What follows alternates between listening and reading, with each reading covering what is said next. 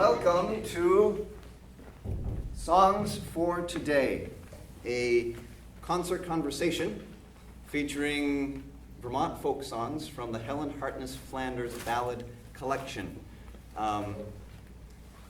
Some housekeeping. Exits are there, and there's one there. Turn off your cell phones if you haven't already. Might be good to check right now. And for the duration of this presentation, thank you. I like that noise now. For the duration of this presentation, I encourage you to put your lyric sheets under your chair. They are here for you to take a look at in the time preceding the presentation and to take home with you. But I think we won't need them for the actual presentation. Lyric sheets are, by their very nature, antithetical to the folk song, being an oral tradition. So we'll let those be for the next hour and a half or so, which is about how long this presentation will be. I'm calling it a presentation because it's not a performance per se. I have announced this event and encouraged people to come so that I can share in this tradition with you all and explore some of the questions that it presents with you. So I am going to be asking questions during the presentation, and those questions are not rhetorical. I would love to hear your responses and to hear what you think about these songs and about what they mean for us and what their importance is for us today here in Vermont, in the place that we are now. So my name is Jack DesBois. I am a singer and a storyteller. I studied music at Middlebury College, and for the past 3 years I have been working as a caregiver and entertainer at Project Independence Elder Day Center here in Middlebury, and working on sharing stories that build community and build hope. And I wonder if you will find that these songs do either of those two things. We'll talk about that. I'll talk a little bit more about who Helen Flanders was and what a folk song is in a little bit too, but I'll share one with you first. And this one you might be familiar with. It's called Billy Boy. Yes. Where have you been, Billy Boy, Billy Boy? Where have you been, charming Billy? I have been to seek a wife. She's the joy of my life, but she's a young thing and can't leave her mother. Can she bake a loaf of bread, Billy Boy, Billy Boy? Can she bake a loaf of bread, charming Billy? She can bake a loaf of bread with the ring that's round her head, but she's a young thing and can't leave her mother. Can she make a cherry pie, Billy Boy, Billy Boy? Can she make a cherry pie, charming Billy? She can make a cherry pie, quick's a cat can wink her eye, but she's a young thing and can't leave her mother. Can she do a fancy hem, Billy Boy, Billy Boy? Can she do a fancy hem, charming Billy? She can do a fancy hem, eyes a sparkle like a gem, but she's a young thing and can't leave her mother. Can she roast a joint of meat, Billy Boy, Billy Boy? Can she roast a joint of meat, charming Billy? She can roast a joint of meat with a smile that's kind and sweet, but she's a young thing and can't leave her mother. How tall is she, Billy Boy, Billy Boy? How tall is she, charming Billy? She is tall as any pine and as straight's a pumpkin vine, but she's a young thing and can't leave her mother. How old is she, Billy Boy, Billy Boy? How old is she, charming Billy? She is 9 and 11, 13 and 27, but she's a young thing and can't leave her mother. So that's Billy Boy. How many of you have heard that song? But not all those verses. Not all those verses. And a different tune. And a different tune. Yeah. A very little different. A variant on that tune. Yeah. It's a slightly different tune than the original Billy Boy I've heard. But it's a tune that was sung here in Vermont back in the 40s, I believe. So the reason why I sang that particular version of that song is because I learned all of these songs from recordings made by a woman named Helen Hartness Flanders. How many of you know about Helen Flanders? Okay, some of you, not all of you. Great. Helen Flanders was a folklorist. She was a folk song collector. She lived in Vermont during the 20th century, and she was commissioned by the state of Vermont to collect Vermont folk songs and compile them into a songbook celebrating Vermont. And she started doing this in the year 1930.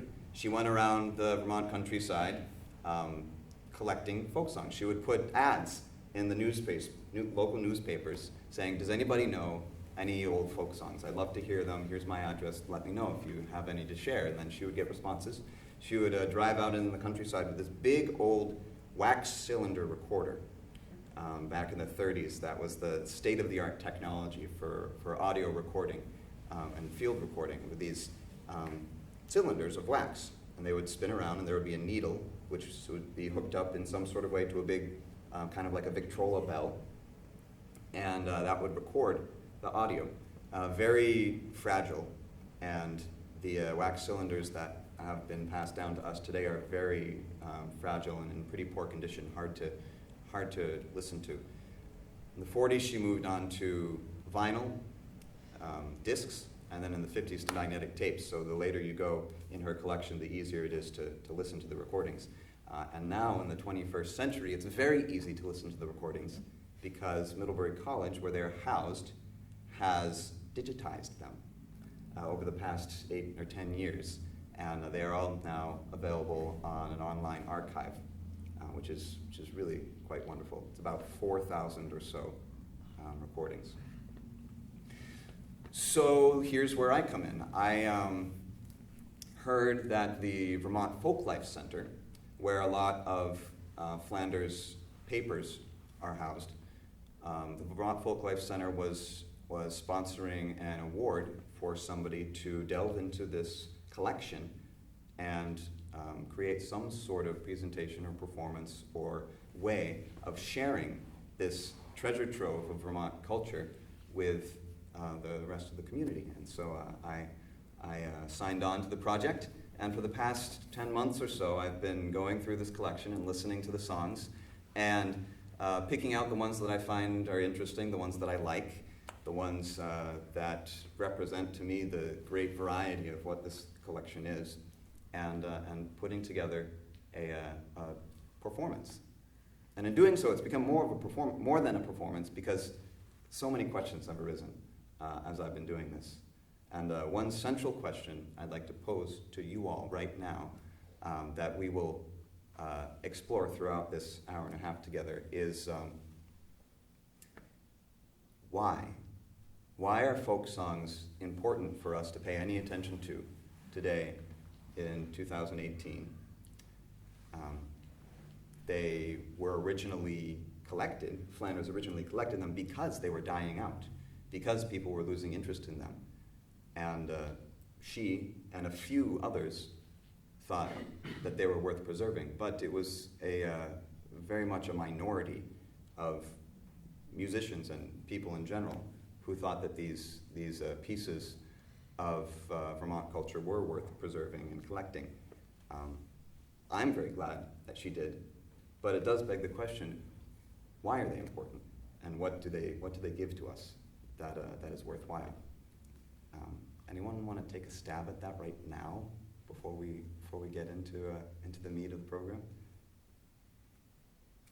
Tom. It's the music of the people. It's the music of the people. Folk song is the music of the people. Very important. It's It's very important. What was going on in Europe when Belle Bartok and others were collecting the folk songs of Bohemia and Czech Republic and so on back in the 19th century.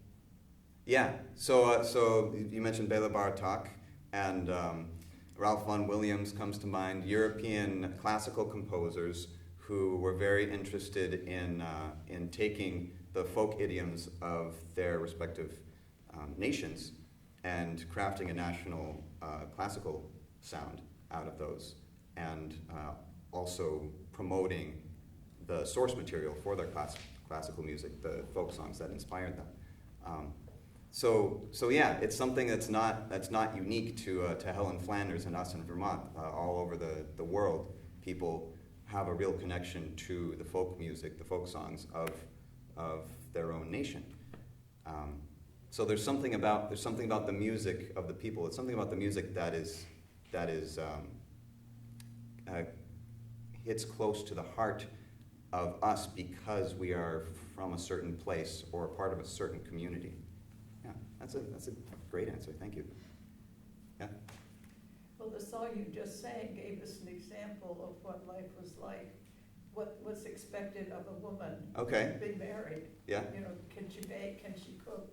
Can she sew and find hem? So we don't think of that today for a woman, but Right. at that time, that was her life to be. Yeah. So you might say that a folk song, it transmits the values of a community. That's I think an important thing for a lot of folk songs. Another way to say that is it's a window into the past. A window into the past. Yeah. Tells the story. Tells a story. And that's important, as we all know. Yeah. I think they're also a window into the present. Okay. The relationships that are worked out and described in songs are often, in fact, very contemporary. They're about family relationships. They're about ethnic relationships and conflicts. And so while they are historical, they're also, those haven't gone away. The society we live in hasn't changed that much. And I think I don't want to get too much in the conversation now. I'm so glad you guys have so much interesting things to say about this. A window into the present. Some folk songs really are, and I think probably some folk songs weren't, and those are the songs that we don't sing anymore. So there's a sifting process, a winnowing process in the folk process, whereby the songs that still matter today are the songs that still get sung. Yeah. Well, and as Tom said, it being the music of the people, right? Is that's important because now we've lost interest in that because instead we gravitate towards the music that is thrust upon us by popular culture. Uh-huh. Or, when I was young, it was by what the radio was throwing at you, and we can all relate to different music from different times, but the folk songs is the music that was being created by the people, not by professional musicians, and not being sung. It was being sung to create community and entertainment, but not to make money. There wasn't a commercial aspect to it. Yeah. Right. And I think that's important because that we don't lose that we maintain our connections to that Yeah. simplicity. Yeah.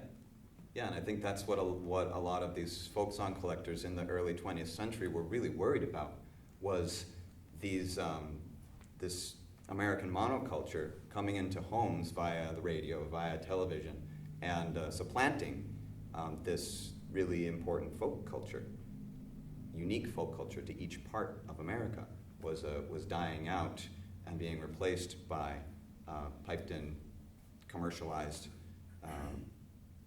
music that many people thought wasn't able to do what the folk songs were doing. So that's another thing to keep in mind. What does a folk song do that a popular song can't? I think some folk songs were kind of work songs. They helped repetitious and drudgery kind of work pass more quickly. Yeah. And I can remember relatives singing while they ironed. Yeah. Ironing and singing a Yeah. song made the ironing, or while they were hoeing in the cornfield singing. And it made the work seem lighter and to go better. Yeah, I definitely sing a lot of these songs while I'm doing the dishes and things like that. That's actually a pretty good segue into this next song, which has a rhythm, which really lends itself to a work song. This one is called The Burly, Burly Banks of Barbrio. It's an old English song. It's a child ballad. And if you don't know what a child ballad is, I'll talk about that in a little bit. There were 3 sisters picking flowers, high in the lee and the lonely. Oh, they scarce had picked but 1 or 2 on the burly, burly banks of Barbrio. It's there they spied a bank robber bold, high in the lee and the lonely. Oh, it's there they spied a bank robber bold on the burly, burly banks of Barbrio. He took the eldest by the hand, high in the lee and the lonely. Oh, he hurled her round and he made her stand on the burly, burly banks of Barbrio, saying, will you be a bank robber's wife, high in the lee and the lonely? Oh, will you die by my penknife on the burly, burly banks of Barbrio? No, I won't be a bank robber's wife, high in the lee and the lonely. Oh, I'd rather die by your penknife on the burly, burly banks of Barbrio. Then he took out his penknife, high in the lee and the lonely. Oh, and it's there he ended her sweet life on the burly, burly banks of Barbrio. He took the next one by the hand, high in the lee and the lonely. Oh, he hurled her round and he made her stand on the burly, burly banks of Barbrio, saying, will you be a bank robber's wife, high in the lee and the lonely? Oh, will you die by my penknife on the burly, burly banks of Barbrio? No, I won't be a bank robber's wife, high in the lee and the lonely. Oh, I'd rather die by your penknife on the burly, burly banks of Barbrio. Then he took out his penknife, high in the lee and the lonely. Oh, and it's there he ended her sweet life on the burly, burly banks of Barbrio. He took the youngest by the hand, high in the lee and the lonely. Oh, he hurled her round and he made her stand on the burly, burly banks of Barbrio, saying, will you be a bank robber's wife, high in the lee and the lonely? Oh, or will you die by my penknife on the burly, burly banks of Barbrio?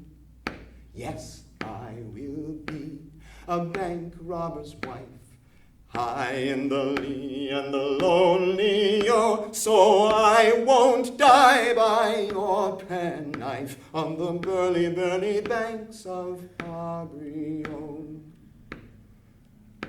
Oh dear, dear, dear, high in the lee and the lonely. Oh, I wish that my 2 brothers were here on the burly, burly banks of Barbrio.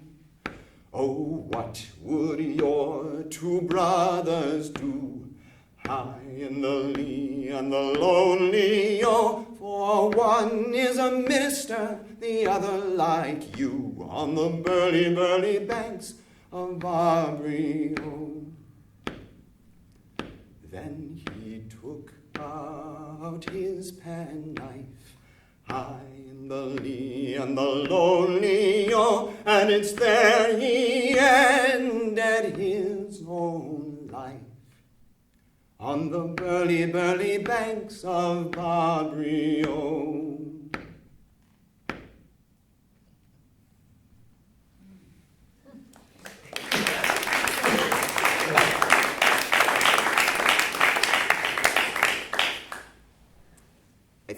I think I ought to back up a little bit from why are folk songs important to a more fundamental question: what is a folk song? Anybody want to take a stab right now?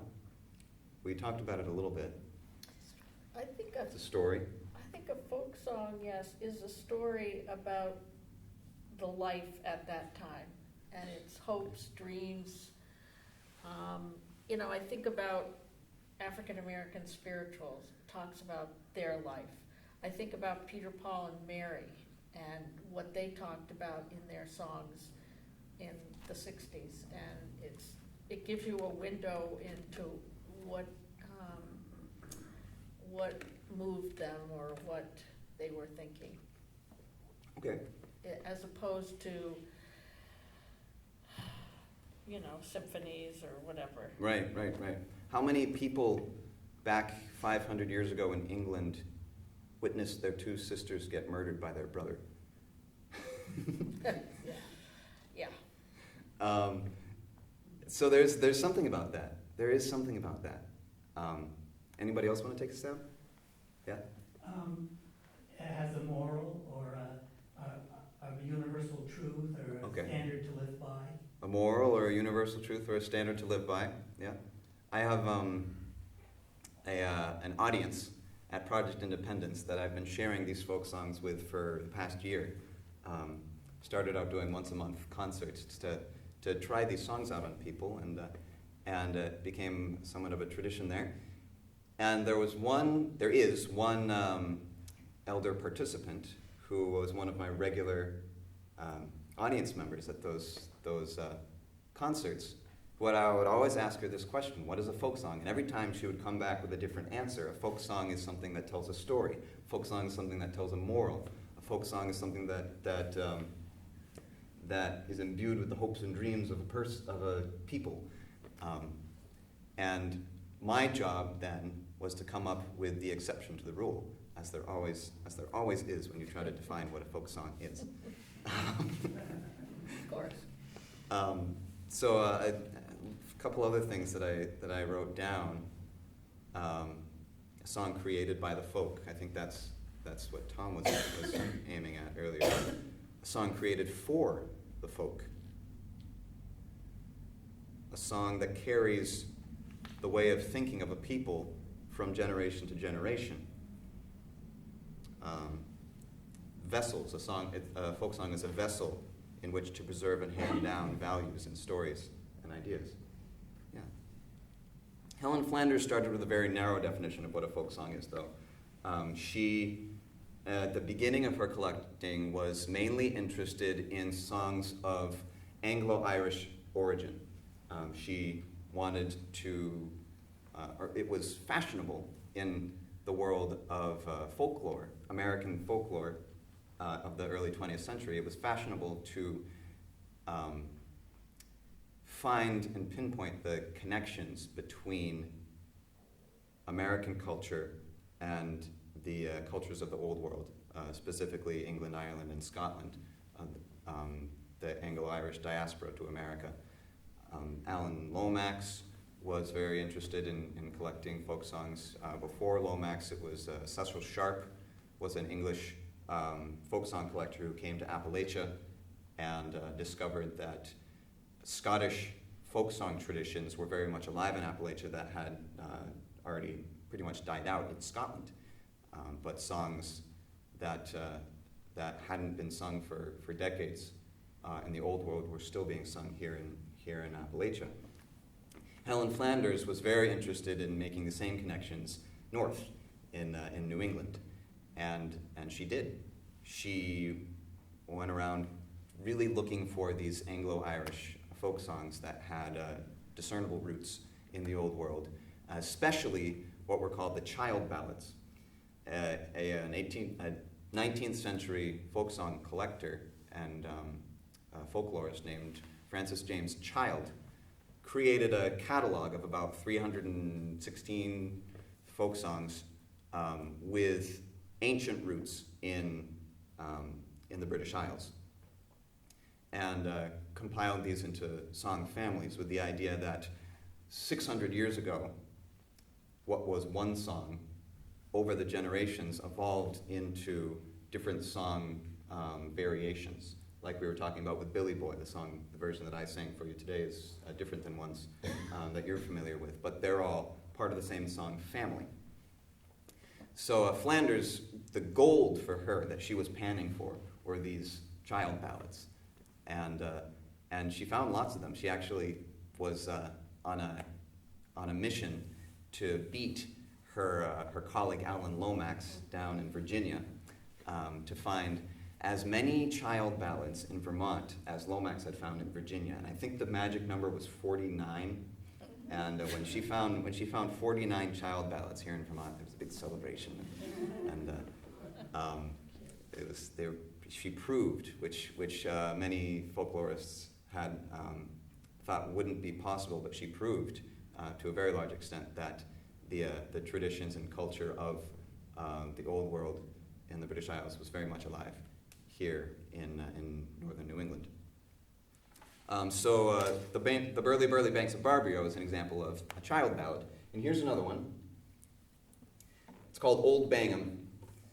And this is also in a minor key, but I promise not all child ballads are in minor keys. It just so happens that these are two that I liked. This one, Old Bangham, was collected by Helen Flanders right here in Middlebury. It's the only one in the collection that I looked at that was collected here in Middlebury. And if you look at your handout later, I think I put down, oh no, I only put down the names of the people who sang these. I thought I put down, maybe I did put down the locations, the cities and towns where they were collected. This one's called Old Bangham. I need to change my cable.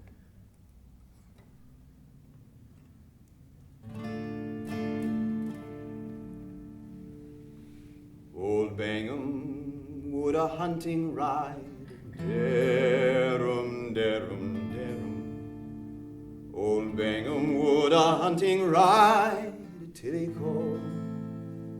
Old Bangham would a hunting ride, his sword and pistol at his side, derum, till he called. He rode down to the riverside, derum, derum, derum. He rode down to the riverside till he called.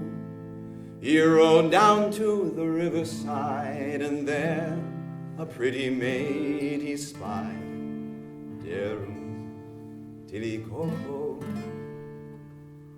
Fair maid, said he, will you marry me, derum, derum, derum. Fair maid, said he, will you marry me, till he called. Fair maid, said he, will you marry me? Oh no, quoth she, for we ne'er agree, derum, till he called. There lives a bear in yonder wood, derum, derum, derum. There lives a bear in yonder wood, till he called. There lives a bear in yonder wood. He'd eat your bones, he'd drink your blood, derum, till he called. Old Bangham rode to the wild bear's den, derum, derum, derum. Old Bangham rode to the wild bear's den till he called. Old Bingham rode to the wild bear's den. There lay the bones of 1,000 men. Derum, tiri-coco. Old Bingham and the wild bear fought. Derum, derum, derum. Old Bingham and the wild bear fought. Tiri-co. Old Bingham and the wild bear fought. At set of sun the bear was not. Derum, tiri-coco. He rode back to the riverside. Derum, derum, derum. He rode back to the riverside. Tiri-co. He rode back to the riverside to ask that fair maid to be his bride. Derum, tiri-coco.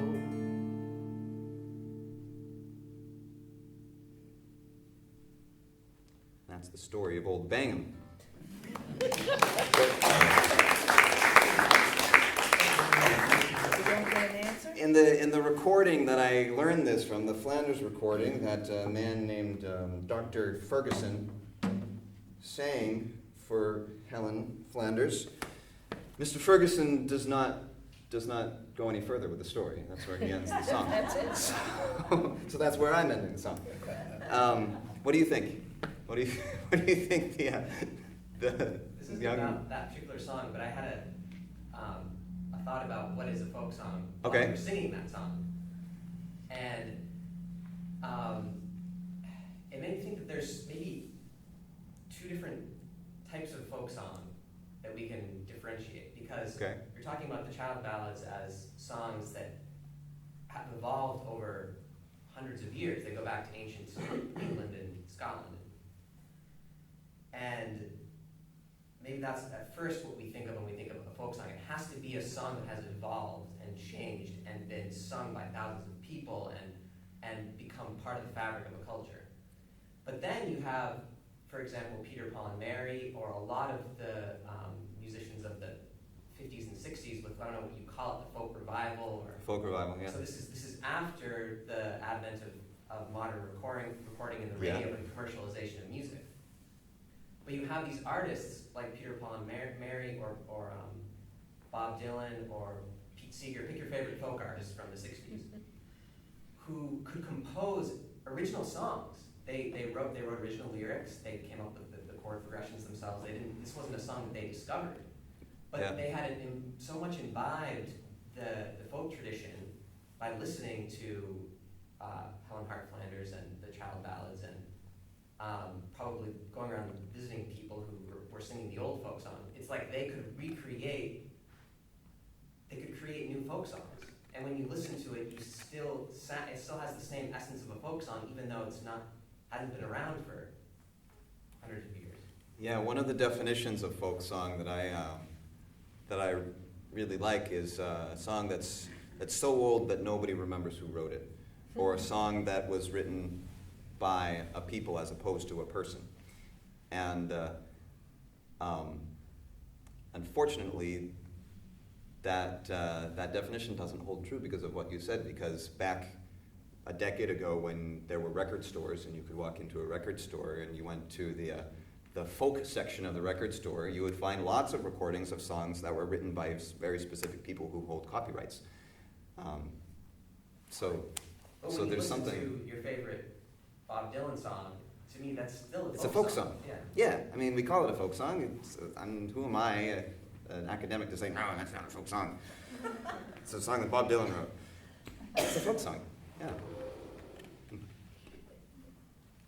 There's another aspect about folk music that I strongly associate, which is not all the time, but I think much of the time, there are songs that folk sing together. So they're sung in community. Mm-hmm. I don't know how much, I don't listen to modern music, but I don't hear young people nowadays getting together and singing as a community and knowing the songs, not needing words. They know them.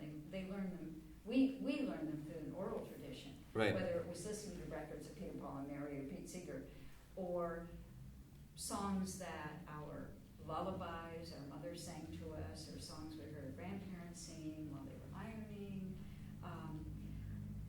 But they're group singable. Yes, yes. And singable in general, easy to sing for Right. just regular people. Right. You don't need a degree in vocal performance to sing these songs. Yeah. Wellspring Singers is a wonderful example of that, and Project Independence Elder Day Center, where I work, is a great example of that. I never experienced a community where singing along was something that you did as an adult until I started working at Project Independence and immersing myself in the culture of 2 generations older than I am.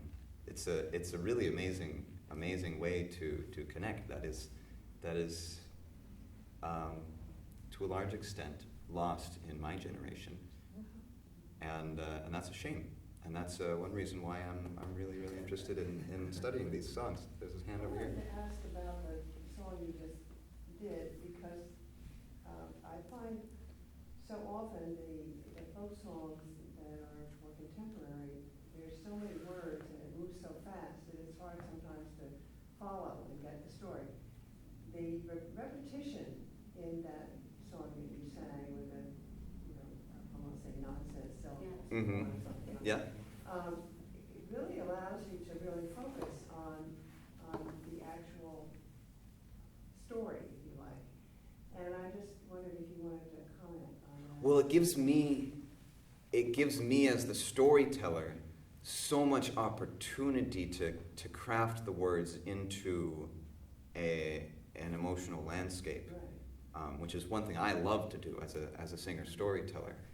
So those kinds of songs are really great because you're not trying to hang on to every word. You know you don't have to hang on to every word, and in an oral tradition, it's naturally gonna rise up like that these songs are designed so that you don't have to hear every word because you're not going to. So the words are repeated.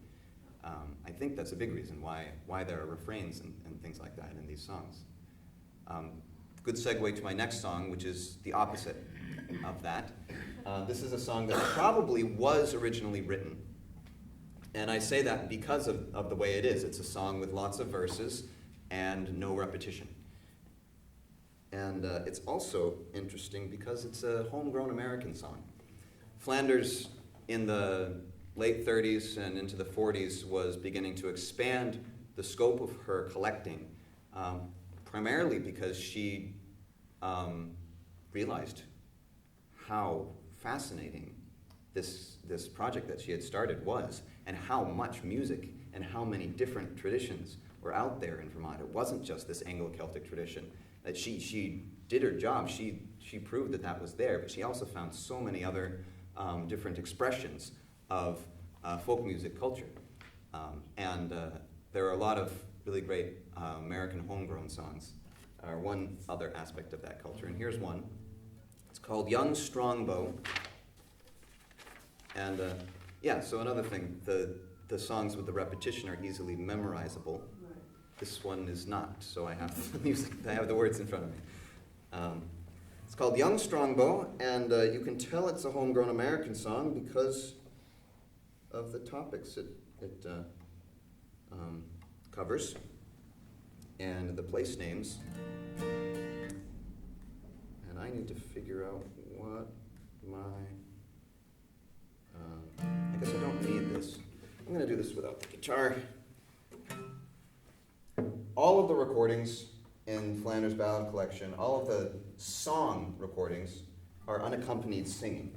There are also fiddle tunes and other tunes that she recorded, but all the songs are unaccompanied, and that's the traditional way that these were performed. This is Young Strongbow. To Dartmouth's scientific hall, in olden times there came a sprightly red boy from the woods, and Strongbow was his name. Much had he heard of Dartmouth's skill, the white boy's pride and boast, his ardent wish this skill to gain, his honest mind and ghost. He soon did learn the white boy's tongue, to read and write and speak, and soon by diligence was learned in Latin lore and Greek. In liberal arts and sciences with white boy he kept pace, and few there were that ridiculed the color of his face. But there was one New England youth, proud, overbearing, rude, who oft times on poor Strongbow's peace did wantingly intrude. Once when assailed in treatment base, the red boy simply said, "The time may yet arrive when you will kneel and ask my aid." When steady years had rolled around on the rapid wheels of time, the red boy to his nation went, to a far and a distant clime. The white boy to his parents went, out near the Atlantic shore, and little thought that he would see his tawny classmate more. And when to sturdy manhood grown, a captain he became, when the loud trump of war was sound, then kindled was his fame. Great Britain's proud and sailors came against the freemen's rights, engaged the red men on their side, and armed them for the fight. A battle long and fierce was fought between the whites and reds, and many a hero was laid low upon a gory bed. The red man gained a victory, the captain a prisoner seized, with many a torturing threat and impartiality. A council long they did convene, their prisoner's case to try, and to atone for warriors slain, they sentenced him to die. Then quickly to a sturdy tree with torturing cords they bound, and pitchy faggots around him placed, and firebrands gleamed around. When death announced the captain's doom, the braves around him sang, when suddenly stepped a chieftain forth to the center of the ring. "Do you know me, kind sir?" said he. "View carefully this face." "I know you not," was the reply, "but I kneel and ask your aid." "You knew me once," the chief rejoined, "and you shall know again. I am Strongbow, whom cruelly you so oft inflicted pain.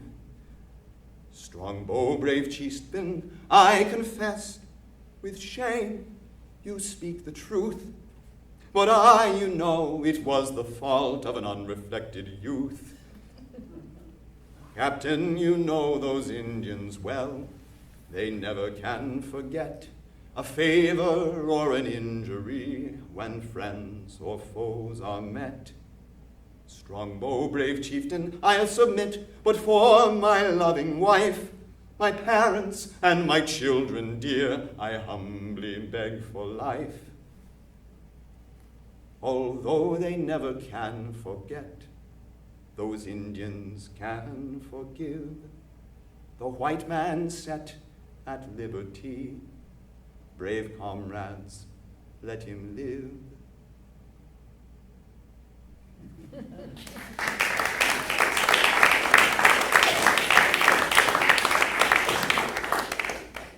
So not only was Flanders interested in these homegrown American songs, which still were in the Anglo-Irish tradition, they were ballads of the same ilk, but she was also becoming drawn to songs from completely different traditions. America is a melting pot, we all know that, and there are lots and lots of different traditions.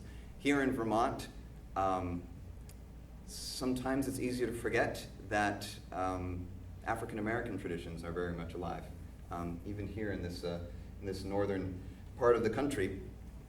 And she collected some African American spirituals from, I guess I don't need the guitar on this one either, from folks who had moved up here from the South, obviously. And this one is a really great spiritual called I Do, Don't You.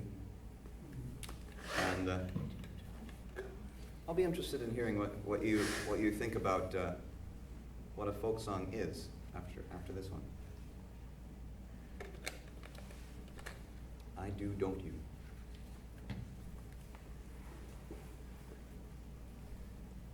I know a great Savior, I do, don't you? Oh, I live by His favor, I do, don't you? For grace I implore Him, I worship before Him, I love and adore Him, I do, don't you? Oh, I need Him to lead me, I do, don't you? Heaven's manna to feed me, I do, don't you? Whatever betide me, I need Him beside me, in mercy to hide me, I do, don't you? Oh, I love to be near Him, I do, don't you? He speaks and I hear Him, I do, don't you? For me He is caring, this cross I am bearing, I love Him for sharing, I do, don't you? Oh, I want Him to use me, I do, don't you? For service to choose me, I do, don't you? I want Him to bless me, own and confess me, completely possess me, I do, don't you?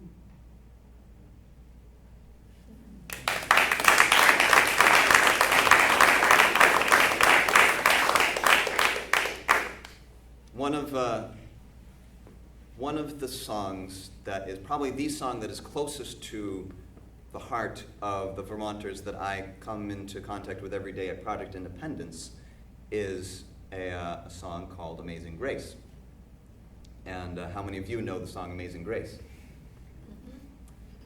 So if a folk song is a song that is close to the heart of a people, if it's a song that carries the hopes and dreams of a people, then I don't think you can say that Amazing Grace isn't a folk song. But do you think of Amazing Grace as a folk song? I see a shake there. It's what? It's a hymn. It's a hymn. It's not a folk song. It's a hymn. It's pure and simple. It's a hymn. Yeah. We know who composed the two. We know who composed the two. We know that. I'm probably I Do Don't You as a hymn too, would be my guess. It's written down in a hymnal somewhere with a name at the bottom of it. Yes. So therefore it can't be a folk song. But I mean, me with my academic hat. If you look at Amazing Grace, I think it can be a folk song. a folk song is a song that's passed down by oral tradition. That has different variations. Amazing Grace is written down in a hymnal, but in large swaths of the United States, it's passed down through oral tradition. There are lots of different versions of it that are not written in any hymnal. So where is the distinction between a folk song and a hymn? Is a folk song simply a song that started out as a hymn or as a popular song or as some other song that then was adopted by a people and taken from there to so many different places that nobody can remember where it came from? Maybe. But I love thinking about and grappling with dissonance between the idea of a hymn and a folk song. Do we know anything about the informant for the song you just sang? All I know is her name is Martha Davenport. She lived and was recorded in Manchester, Vermont, and she immigrated to Vermont from Virginia. I do not know anything about her other than that and what her voice sounds like. Yeah. I probably could, if I wanted to delve deeper into it, I could, and you all could too, because all of this is online on an online archive, and there are books about it at the Middlebury College Library that I promised to return after this performance, so that you can look at them. There's a lot of research that can be very easily done in this day and age. So African American spirituals, Anglo-Irish songs, homegrown American songs. Another really important cross-section of the songs in the Flanders Ballad collection are French-Canadian songs. And here's one that I do want my guitar for.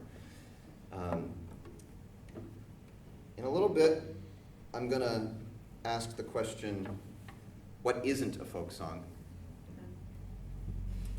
But I'm gonna preface this song by saying a folk song isn't particularly politically correct.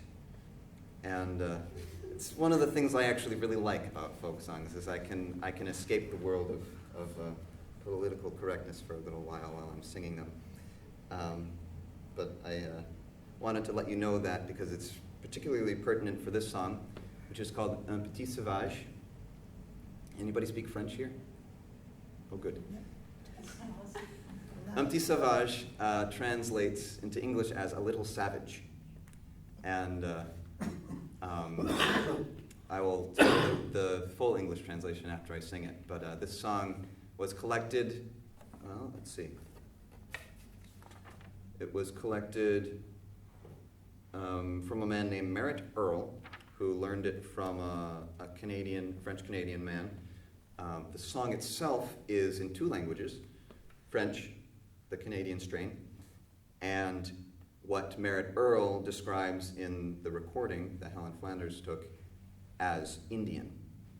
And I don't know what Native American dialect that would be, and I would like to find out. If it's around here, maybe it's Abenaki, I don't know. But the refrain is Indian, and I have no idea what the translation is or whether what I'm singing would be recognizable as a Native American dialect. But it's the closest to what I could mimic of what Merritt Earl sang in his recording. Un Petit Sauvage. I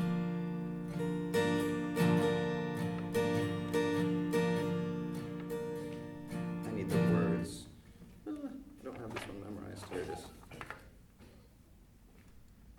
C'est un petit sauvage, tout noué, tout barbouillé, oui j't'ai. Ça va à la rivière, c'est un pour se laver, oui j't'ai. Umalangaccia, oui stacina chino, ata, oui j'tomalangacina te, oui j't'ai. Ça va à la rivière, c'est un pour se laver, oui j't'ai. Ça va à la rivière, c'est un pour se laver, oui j't'ai. Umalangaccia, oui stacina chino, ata, oui j'tomalangacina te, oui j't'ai. Et le première plonge s'en va sans chanter, oui j't'ai. Et le seconde plonge s'en va se noyer, oui j't'ai. Tu me l'engaggi, oui stacina chino, ata, oui j'tomalangacina te, oui j't'ai. Ils ont le cherché, apprendre s'il est couché, oui j't'ai. Et on va faire sa tombe dans un coin exposé, oui j't'ai. Tu me l'engaggi, oui stacina chino, ata, oui j'tomalangacina te, oui j't'ai. Ils ont nous cherché, apprendre s'il est couché, oui j't'ai. Et on va faire sa tombe dans un coin exposé, oui j't'ai. Tu me l'engaggi, oui stacina chino, ata, oui j'tomalangacina te, oui j't'ai. À quatre coins de sa tombe, quatre boulettes de l'oreille, oui j't'ai. Au milieu de sa tombe, un beau tête brandée, oui j't'ai. Tu Tumelengachi stachi na chino hata wish tomelangachi na te wish te. Tumelengachi stachi na chino hata wish tomelangachi na te wish te. It's a very strange little song. It really stuck in my imagination even before I knew what the words were, because it's just a quirky tune, and the refrain, the sounds of that Native American language and the refrain are very attractive to me. It's a catchy tune. It's a catchy tune, yeah. And the translation, so I had a friend of mine who speaks French translate this. Some of you may know Annie Bellevaux. She was a Middlebury College student, music major, wonderful musician. She translated for this. It's a little savage. It's a little savage, all naked and painted. He went to the river, this one, to wash himself.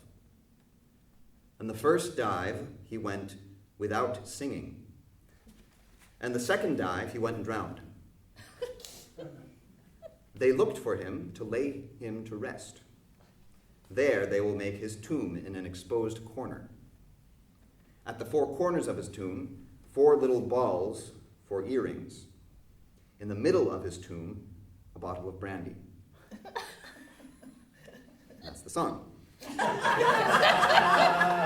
That's interesting. So a folk song is a song that cuts to the heart of a people.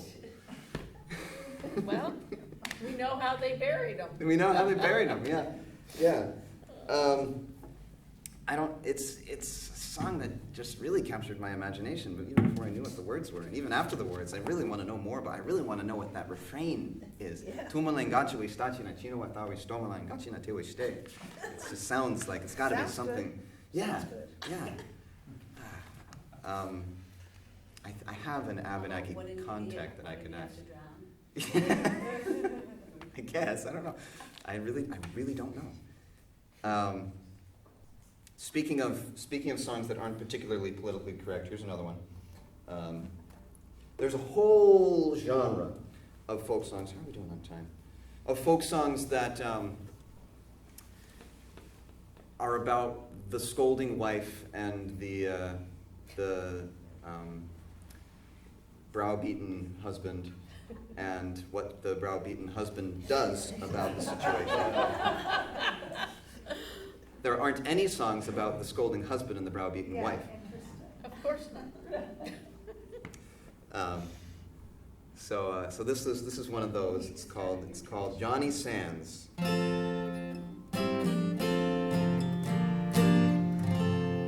A man whose name was Johnny Sands did marry Betty Haig, and though she brought him gold and lands, she proved a terrible plague. For oh, she was a scolding wife, full of caprice and whim. He swore that he was tired of life, and she was tired of him, and she was tired of him. Said he, then I will drown myself, the river runs below. Said she, pray do, you silly elf, I'd wished it long ago. Said he, upon the brink I'll stand, do you run down the hill and push me in with all your might. Said she, my love, I will. Said she, my love, I will.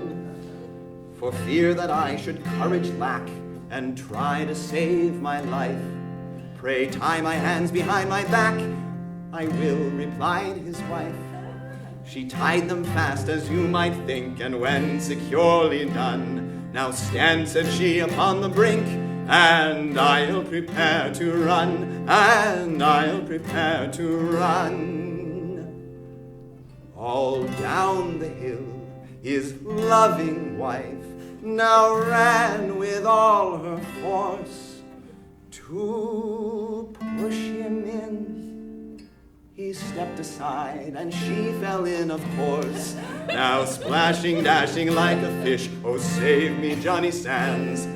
I can't, my dear, though much I wish, for you have tied my hands, for you have tied my hands, for you have tied my hands.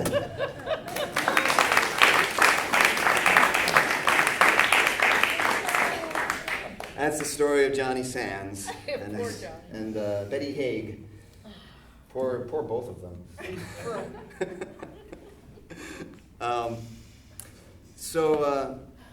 Here's some notes I have here. Folk song is a historical artifact. To what extent do you agree with that statement? Historical, yes, absolutely. What about artifact? Um, What's an artifact? If you're still singing it, it's not an art. If you're still singing, it's not an artifact. If it's did you have a hand? If it's part of today, An artifact And is it's not not an living. Artifact Artifact is an Artifact arrowhead is- or a pot shard or a. yeah, or it's something that was. It's not something that is. a- Right. Yeah. Okay.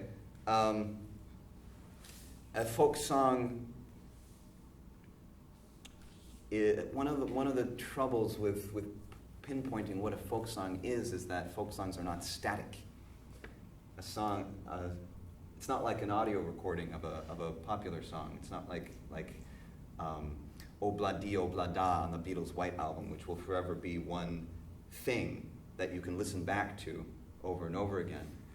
But it's always going to be that one thing represented by that recording. A folk song changes with every single performance and is ephemeral. And right now, the song Johnny Sands doesn't really exist because you're not listening to it. It existed a minute ago, and it will exist again in a new form as a brand new thing. But it will be different. It won't be the same thing.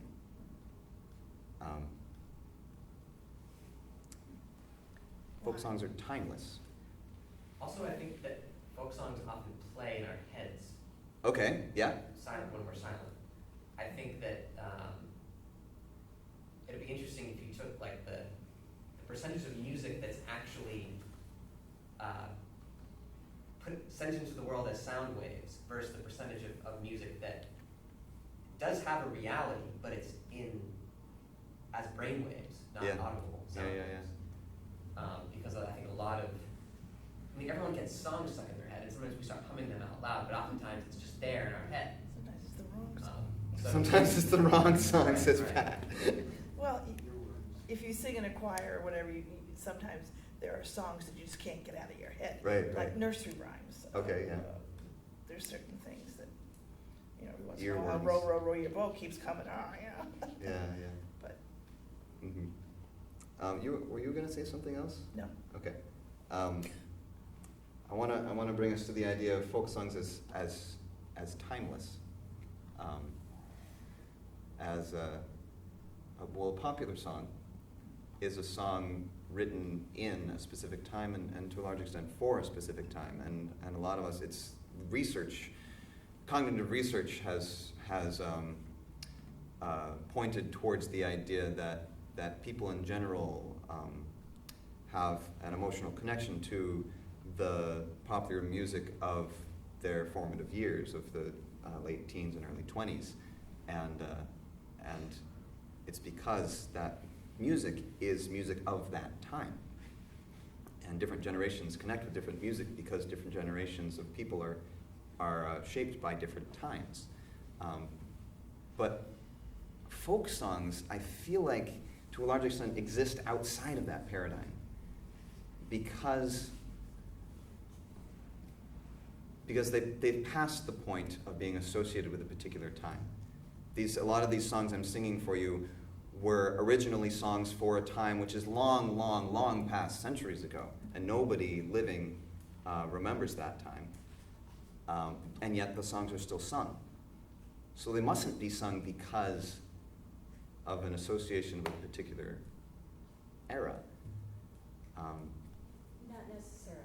Not necessarily. Okay. I believe that's because they have passed, the ones that have stayed have carried a kernel of truth Mm-hmm. that remains pertinent and relevant. Okay. And to digress on another point, I think we're mixing two things. We are mixing the classical, if it were, the classical folk song with the contemporary composed folk song. That's something Yeah, that Leo was talking about. Yeah. Yeah, because my field is folk tale. Okay.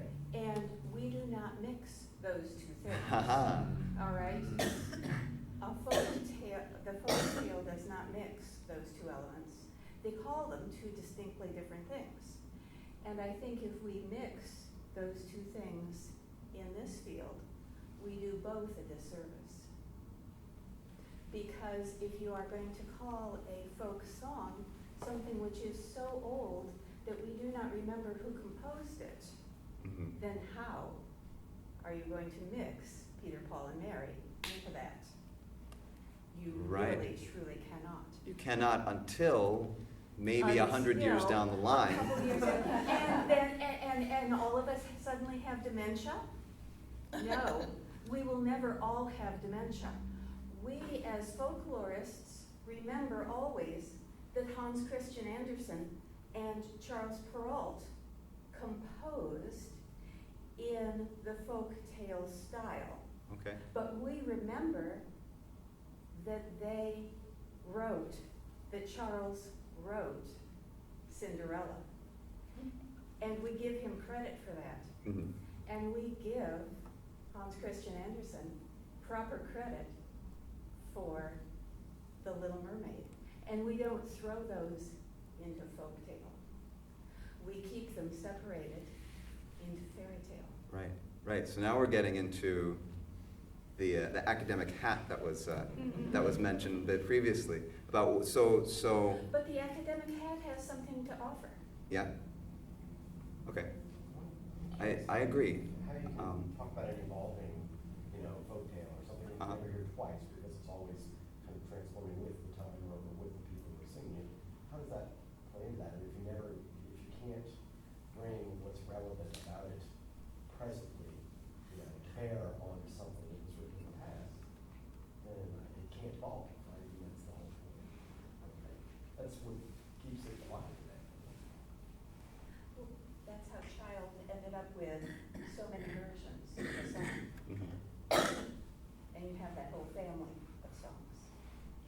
And it's the same way with folk tales, Right. how you got so many versions in so many countries. Yeah. How you get 400 Cinderellas. Right. Yeah. Doesn't that make them folkish? Well, they are. They are. But it is important. You're saying it's important to keep in mind that those folk tales do have a classical origin. It is important to remember that, yes. But do we know that there really was one origin, or that Cinderella wasn't inspired by many, many different tales that were folk tales? I mean, yeah. Alternatively, is it possible for any sort of tale or any sort of song to not have one origin? Again?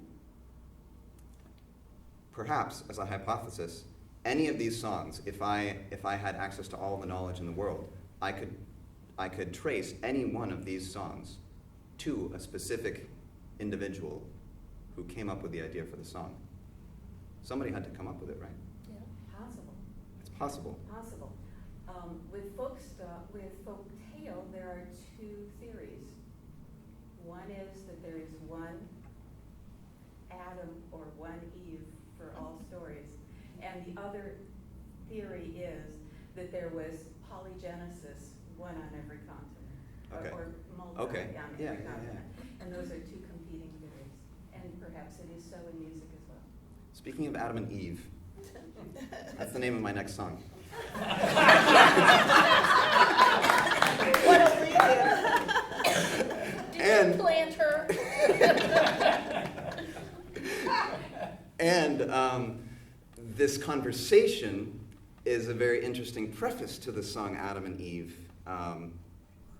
because of the probable origins of this song. You'll hear,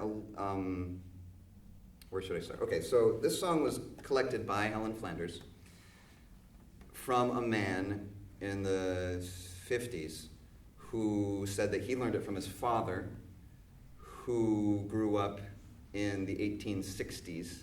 Does that make sense? Sort of, if the man in his 50s was old.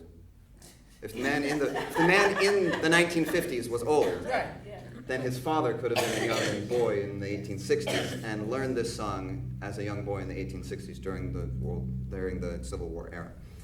And from listening to, so that's all I know about this song. From listening to it, I infer that it is probably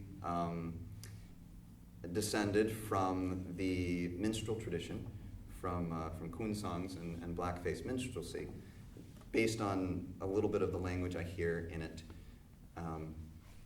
and the sensibility of it.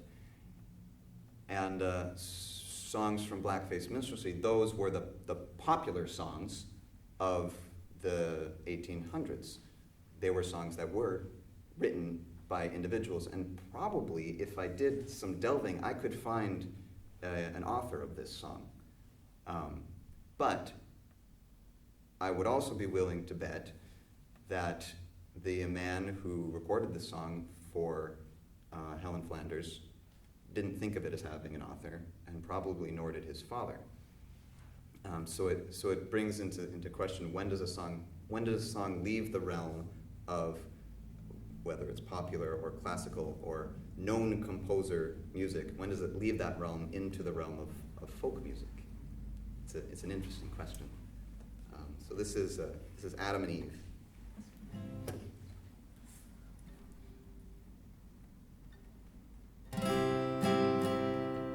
Now I'm 90 years of age, as you can see. My mind turns back an ephemeris page.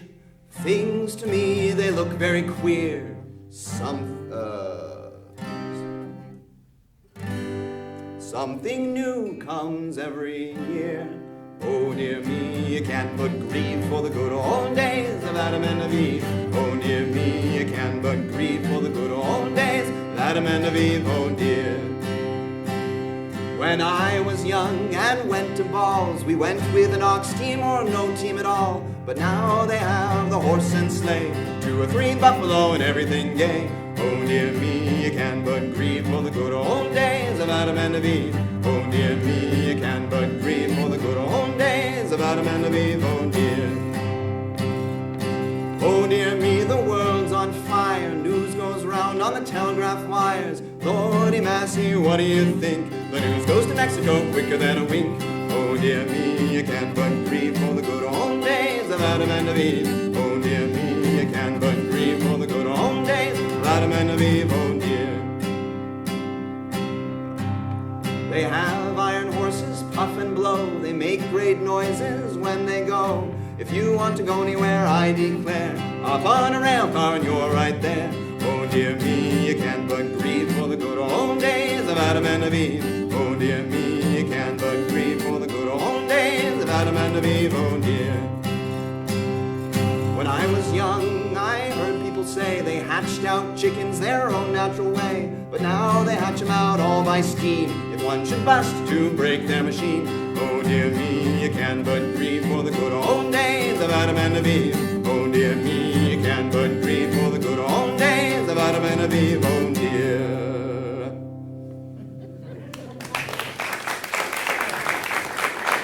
So there's a song that though it's in its particulars speaking to a very specific era in American history, in the general message, I think it's incredibly applicable to our lives today.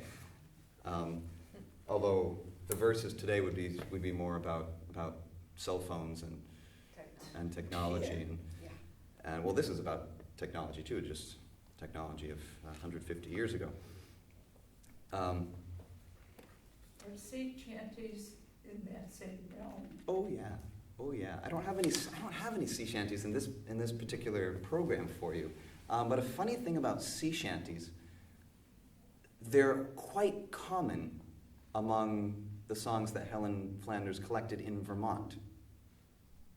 Now, why would that be unusual? No ocean. She found that sea shanties are one example, but songs that are about specific historical events that happened in a specific place. she found that those kinds of songs were most often found far away from the place that they're about.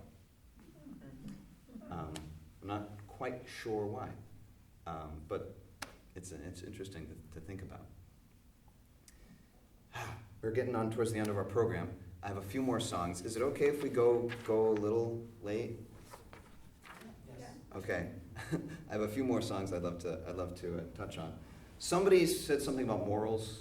Was that you?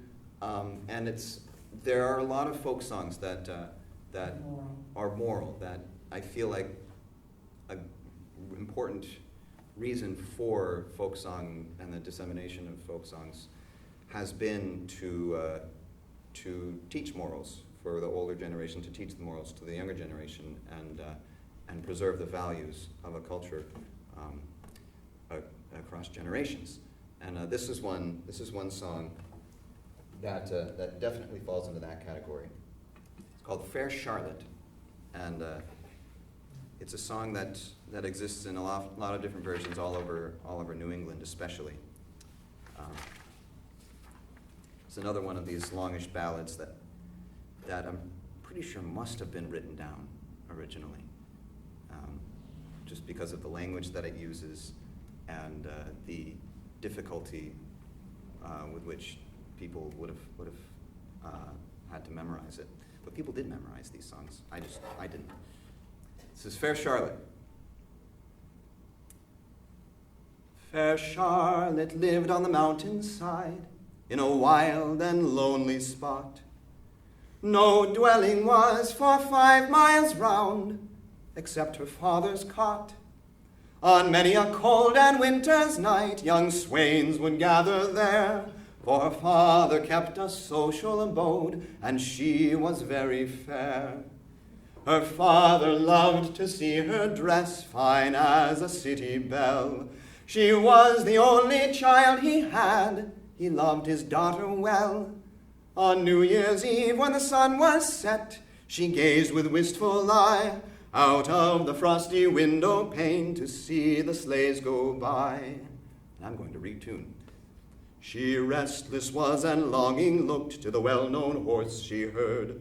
Came dashing up to her father's door. Young Charlie's sleigh appeared. Her mother said, "My daughter dear, this blanket round you fold, for 'tis an awful night without, and you'll be very cold." Oh nay, young Charlotte cried, then she laughed like a gypsy queen. "To ride in blankets muffled up, I never will be seen. My woolen cloak is quite enough, you know it's lined throughout. Besides, I have my silken shawl to tie my neck about." Her gloves and bonnet being on, she jumped into the sleigh, and off they went down the mountainside and over the hills away. With muffled faces, silently, 5 cold long miles were passed, when Charles, in a few unbroken words, the silence broke at last. "Oh, such a night I never saw, my lines I scarce can hold." Fair Charlotte said in a feeble voice, "I am exceeding cold." He cracked his whip, and he urged his steed much faster than before, until 5 other dreary miles in silence they passed o'er. "How fast," said Charles, "the frozen ice is gathering on my brow." Said Charlotte in a weaker voice, "I'm growing warmer now." And away they rode in the frosty air and in the cold starlight, until the village and the bright ballroom they did appear in sight. Charles drove to the door, and jumping out, he held his hand to her. "Why sit you there like a monument that has no power to stir?" He asked her once, he asked her twice. She answered never a word. He asked for her hand again, but still she never stirred. He took her hand into his own. Oh God, it was cold as a stone. He tore the mantle from her brow, on her face the cold stars shone. Then quickly to the lighted hall her lifeless form he bore. Fair Charlotte was a frozen corpse, and her lips spake nevermore. He threw himself down by her side, and the bitter tears did flow. And he said, my own intended bride, I never more shall know. He twined his arms around her neck, he kissed her marble brow, and his thoughts went back to where she said, I'm growing warmer now. He bore her body to the sleigh, and with it he drove home. And when he reached her father's door, oh, how her parents moaned. They mourned the loss of a daughter dear, and Charles mourned o'er her doom, until at last his heart did break, and they both lie in one tomb. So sad. It's a very, very, very sad, yeah. Yeah. She didn't listen to her mother. She didn't listen to her mother, and in many versions of this song, there is a final verse that says, now let this be a lesson to all you young ladies to listen to your mother. And I chose this version. Treads warmly, yes. But it was vanity, too. It was vanity, yes. Yes, that is the moral, that you shouldn't let vanity get in the way of common sense. There are a lot of versions of these morality songs that end with a verse, very bluntly pointing out that this is a morality song and let this be a lesson to you. A lot of tragedy songs were written, and I'm pretty sure written is the right word to use there, by communities when faced with a tragedy would grieve by writing a song about the tragedy, and then very often ended with a tag along the lines of, let this be a lesson to all to be ready when God does call. Is that all call rhyme at the end of a folk song is very common. But yeah, morality, it comes up a lot in these songs, and I wonder how much that helps these songs stay alive and how much it's a hindrance. If the moralities du jour change, which they do. The moralities we find in folk songs, though, I think are the ones that don't change, the ones that remain constant, and that's why these songs have entered the realm of folk song. A couple more songs to share with you tonight. If I can find my set list, here we are. This is a song that don't think it fits the morality genre. It maybe fits the hopes and dreams genre. It's a song about love, and it's a really pretty song, and it's one of my favorites, and that's why I'm sharing it with you, not particularly because it proves any sort of point about folk songs. It's called The Lass of Mohi.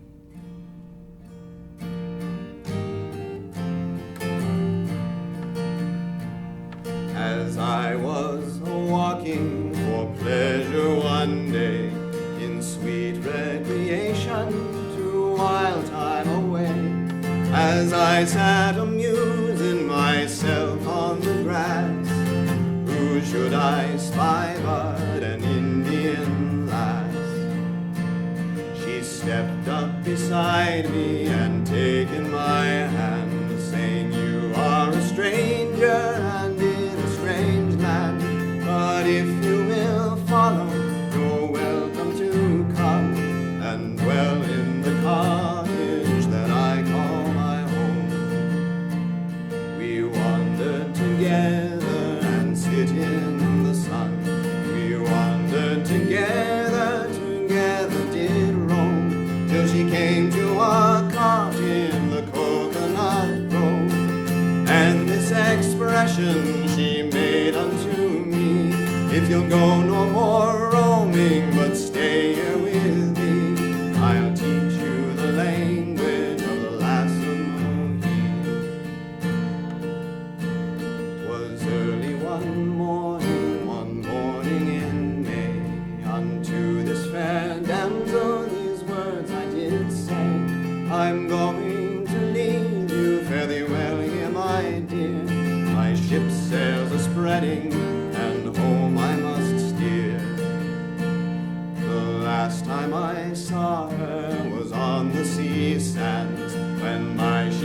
passed by her, she waved me her hand, saying, when you are home with the lass that you love, think of little Mohi in the coconut grove. Yes, now I am back to my own native shore. My friends and relations gather round me once more. There's no one comes around me, there's no one I see that's fit to compare with the lass of Mohi. And the girl that I love, she proved untrue to me. So I'll turn my sails backwards far o'er the blue sea. I'll go spend my days with the lass of Mohi.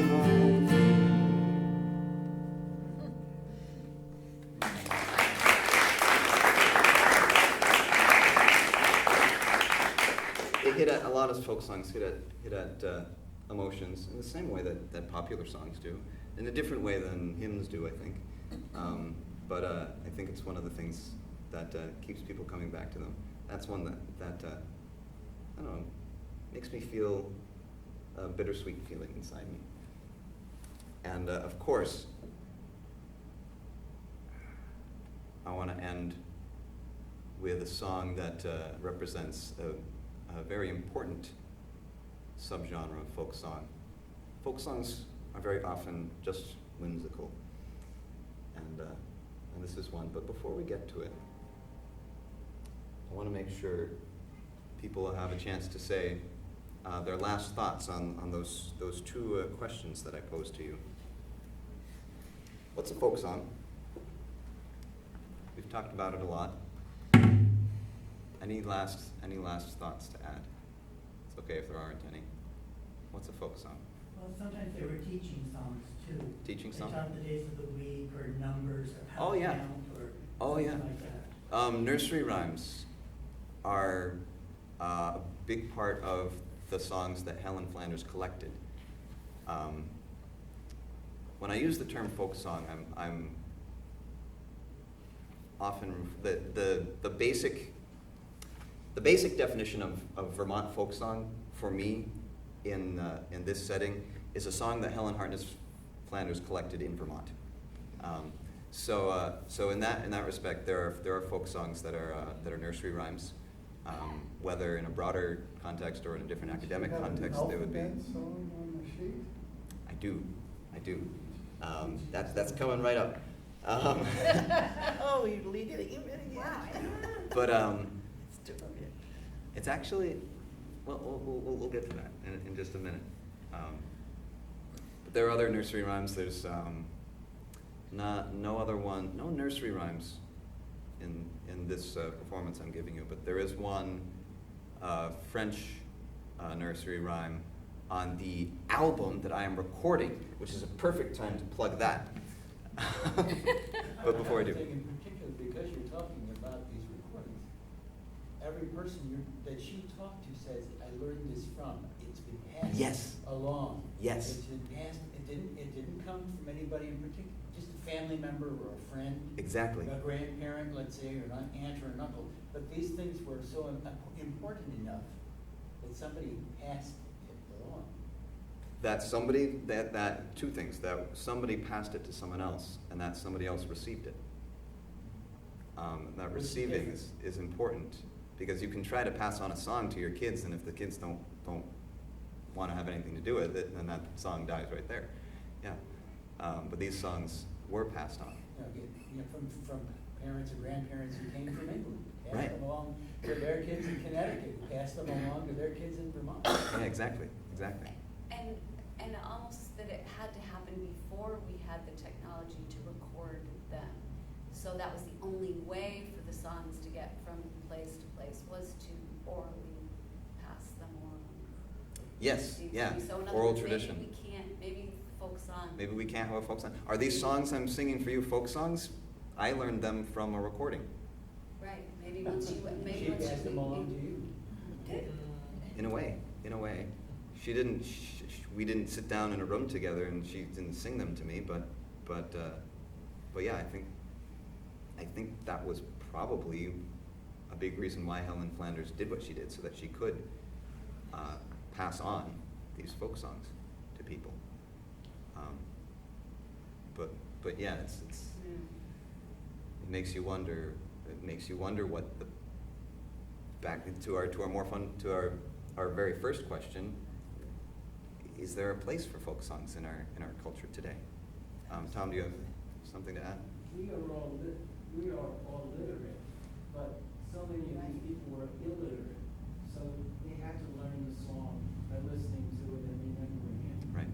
And so, also, the folk songs carry the memories of the people. So as in the Irish potato famine, the songs that came out of that told of how many people died and how terrible it was and so on. Yeah. That brings me to Carry the another stories. last thought. It seems like folk songs also tend to die with, as society gains more material wealth and security and safety. Okay. That could be wrong, but it seems like a lot of these folk songs deal very bluntly with death and tragedy and loss and hardship, and perhaps the folk song was a way of dealing with trauma in the growth of any society at the stage where you're face to face with the elements, whether it's the cold, whether it's the bear, whether it's The very bear. starvation, famine, and maybe as a society develops more material wealth, we feel like we were somehow safe. We somehow have the bubble of our great wealth. Folk songs point out the stark reality that we are not safe from that. Right. And people don't want to hear that, maybe. Yeah. But maybe that's how these are important for us today. Is to remind us that life is in a very fundamental way the same as it always was, even though we have this wonderful hall to sing folk songs in, air conditioned and comfy chairs. Aren't these chairs amazing? Yeah. So Jack, given what you've studied, what do you think is the future of folk music? What do I think is the future of folk music?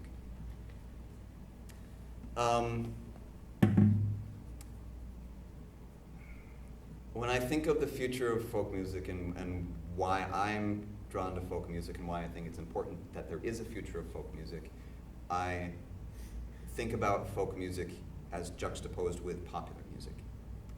And to me, popular music promotes a popular culture. And popular culture is very much rooted in the time, and very much rooted in fads, and not necessarily rooted in truths in the same way that folk music, to me, is rooted in truths, because the values in folk songs, because the stories in folk songs are time-tested. They've been weathered and sifted and chosen again and again by generation and generation as worthy of singing. And that process, the folk process,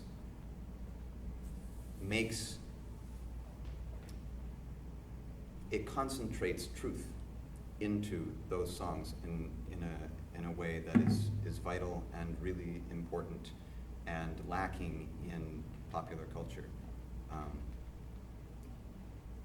So there's a part of me that is really hopes that popular culture won't completely supplant folk culture.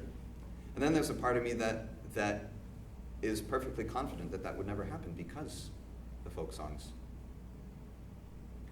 carry these truths, carry these important messages and these important nuggets of human connection that the human heart will always know are necessary, even if the mind or the parts of the human that are easily malleable by commercial interests or popular culture forget. The heart will always know that these are important parts of being human.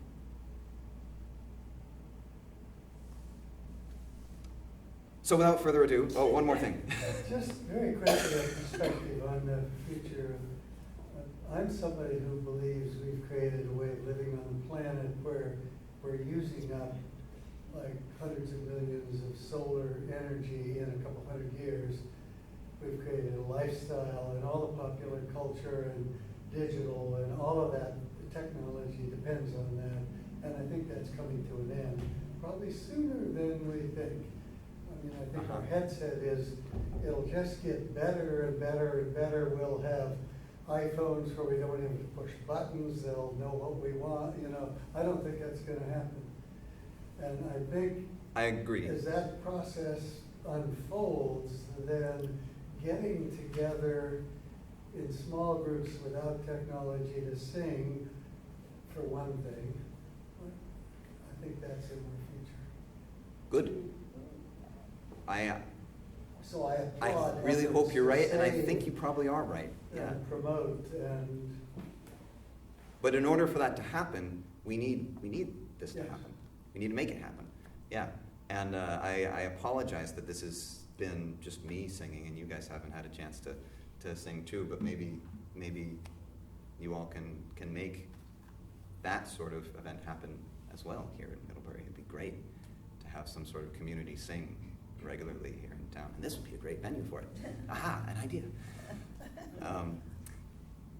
But unfortunately,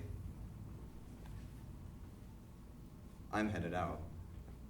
As many of you might know, I'm going to graduate school in a week, so I won't be as entrenched a part of this community as I have been for the past 6 years. But I'll definitely be a part of this community. I'm going to Virginia. I'm going to be studying Shakespeare and performance, an MFA, actually 2 degrees, an MLit and an MFA at Mary Baldwin University in Stanton, Virginia. So I'm really looking forward to You're exploring. coming back every weekend. Will you pay for the plane tickets? I'll be back. Anyway, I'm trying to think of a good segue, but I can't. So this is the last song that I'm going to sing for you. It's called The Alphabet Song. And it is not, I don't think you've heard this alphabet song. And it's not intended to be a teaching song, although the name might suggest it. This is a song that came out of the logging camps in Vermont. Again, I'm not entirely sure if this is a homegrown Vermont song or if it is a song that was adapted for the communities of the Vermont logging camps. But one way or the other, it's a song about an aspect of Vermont life that I really don't know a whole lot about, and I'm glad to learn a little bit about it through this song. It's called the Alphabet Song.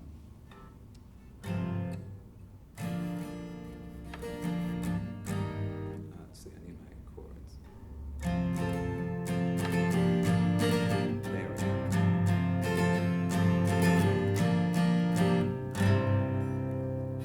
A is for axes, you all well know. B is the boys who use them just so. C is the chopping we use for to do. And D is the danger so often go through. High dearie low, dearie high, dearie low down. Give shanty boys grog and there's nothing goes wrong. E is the echo in the woods, it does ring.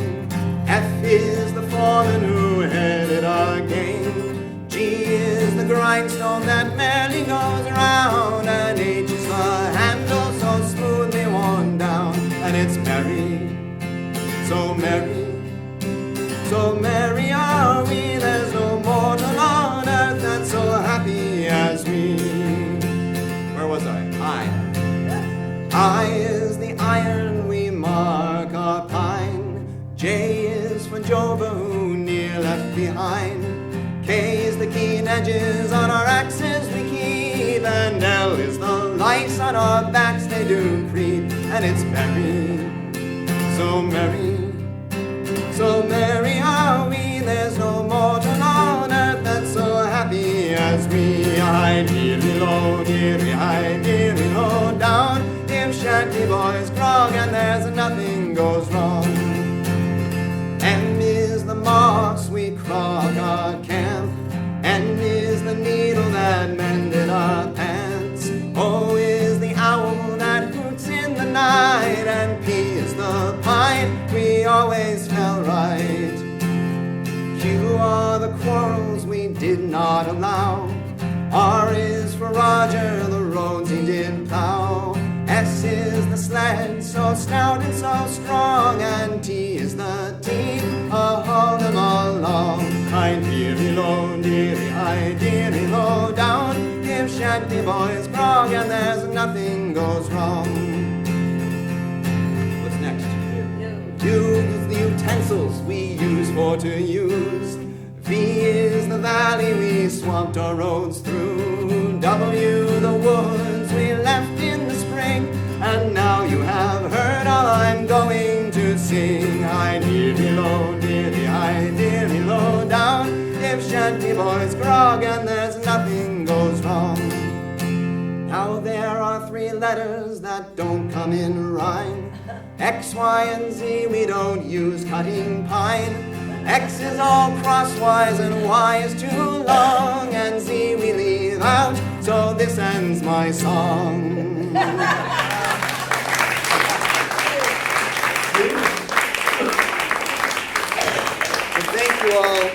Thank you all for joining me this evening. I'm so excited to share these songs with you and to share these ideas with you all and to hear your ideas. It's an ongoing process for me, and it's an ongoing conversation between me and these songs, and now between me and you all, and I can't wait to do it again. So thank you very much. Thanks, The lyric sheets are for you to take home, and there's information there on how to access the online archive if you so desire, and I encourage you to. There's, in addition to the recordings, Flanders published some books of the folk songs, so if you are someone who likes to learn songs through sheet music, there are several really great books.